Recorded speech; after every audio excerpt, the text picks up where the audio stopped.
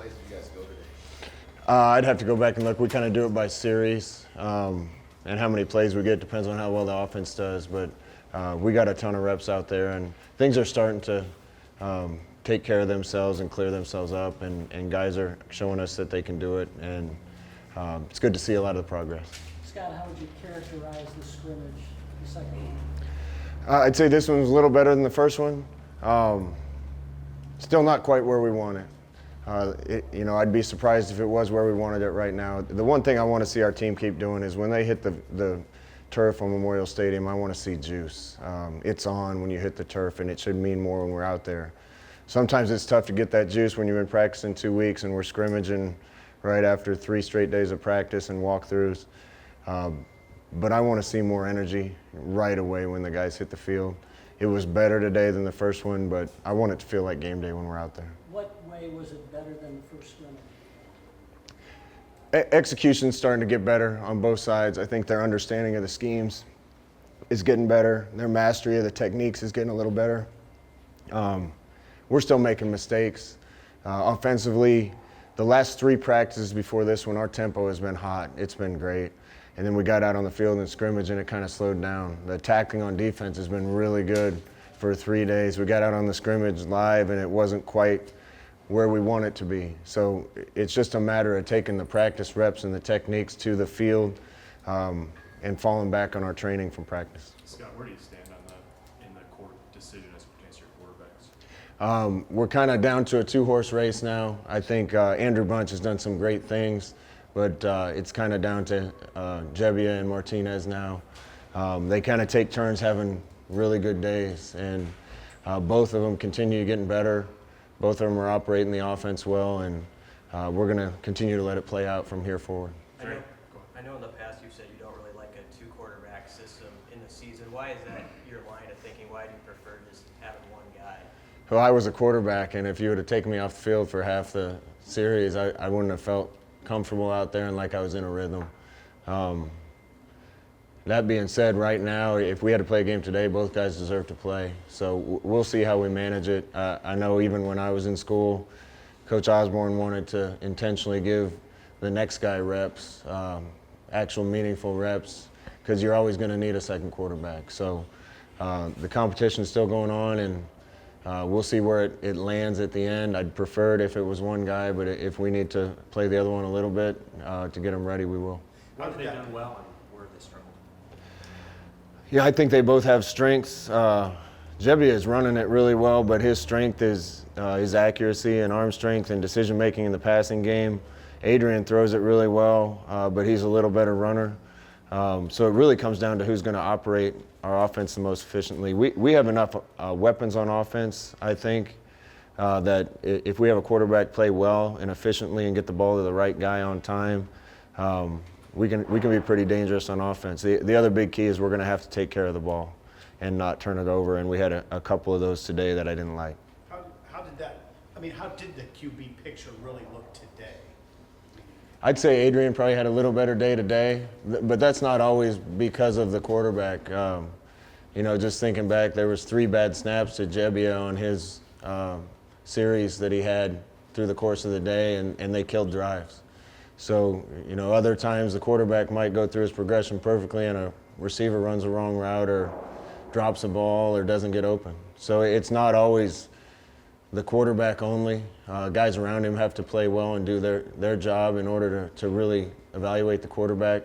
Yesterday, Jebbia had a great day. Today, Adrian had a really good day, and it's kind of been back and forth like that through camp. When do you guys start introducing Akron, and when do you have to kind of have those talks with players about specific roles and depth charts and things? We're going to start making decisions on depth chart in the next few days. We won't really look to Akron until the end of next week.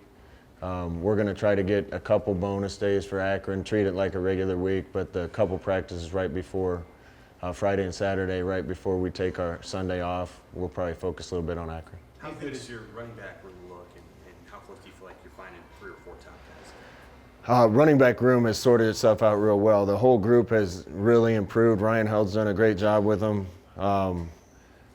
Feel like we've got really good depth there. Right down the list, Zigbo's a lot better than he was last year. Greg Bell has come in and done good things. Maurice Washington has done some special things.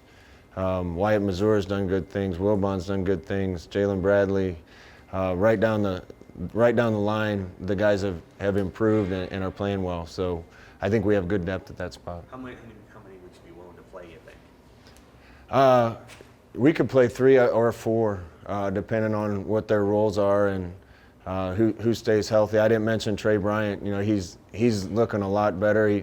He was doing great and kind of tweaked his ankle, just a minor ankle sprain, so that kind of has slowed him down the last couple of days. But he's obviously a guy that we're going to be able to get a limited number of carries to, and he's pretty special when he has the ball in his hands. The class is starting Monday. Will there be any walk-ons you guys put on scholarship for this upcoming season? We'll see. I can't wait to put my first walk-on scholarship. It's going to be a happy day for me when I see that come to fruition and see our plan for walk-ons take the next step. But we're not going to hand them out. The guys are going to have to earn them. They're going to have to be out on the field. They're going to have to do things the right way and represent Nebraska the right way. And we'll see if we have any coming up right away in fall. But I expect some of these guys to get there sooner or later. Anything jump out defensively today? No, I thought early on in the scrimmage, the defense had their way with the offense. Now, we started backed up at the -1, so it was a long field for the offense. But Coach Shenander was kind of calling it the way he would call a game early on, and some of the pressures and movement and stuff got the best of us on offense. Later on in the scrimmage, I thought he calmed it down and kind of called a basic game, and the offense had some good drives. So I want to see consistency. I want to see a little more energy, and I want to see him take the tackling technique from the practice field to the game field. That's a lot of options at safety and a lot of competition back there. Does Eric like to play 2 guys primarily, or how many guys see regular snaps? Our ideal situation on defense would be have 2 guys that we trust to play and play them both at every position. We play fast on offense. That leads to our defense having to play more snaps than a lot of defenses do. When we're at our best on defense, it's almost like hockey lines coming onto the field with another group of guys that we can trust. Defensive backs was one of my big concerns coming into fall, and we've done a really good job as a coaching staff. I think Coach Fish and Coach Shenander and the rest of the guys are adding some good talent there. The 4 freshmen we brought in have a lot of potential. Getting some transfers in has helped us a bunch, and the depth there has changed, and the competition there, I think, has led a lot of the guys that have been here to play better. How do you feel about special teams and just how that's kind of sorting out and how you balance that within your practices? We put a lot of emphasis on special teams. Javon DeWitt does a great job with that. It's great to see we have some guys that are selling out for those roles, and that's what you need. We need our starters to play on 1 or 2 special teams to understand the importance of it. But we also need some guys that are dedicated to that and become great special teams players, and some of those guys have started to emerge. Hey, Scott, you had a bunch of former players watching today. Why was that important to you to have that sort of day? Well, what's behind that, the thinking behind that? Jason and Grant were in here the other day talking. Steve Warren was here last night. The message is the same. When you're a part of this Nebraska Brotherhood, you're not just playing for yourself or your team. You're playing for all the guys that came before you and after you. I want that connection to be back.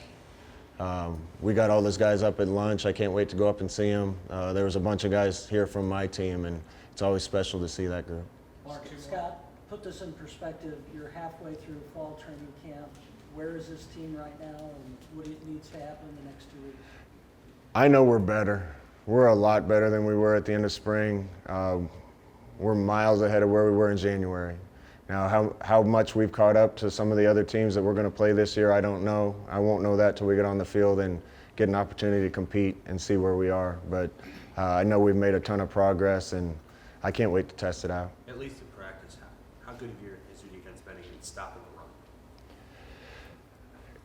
Our defense has been pretty good at stopping the run. It's been great to watch the last 3 practices before the scrimmage, because when offense executes right, they get the best of the defense some, and on other plays, it doesn't get out of the backfield. So I think it's been a give and take, and that's what you want if both sides are improving.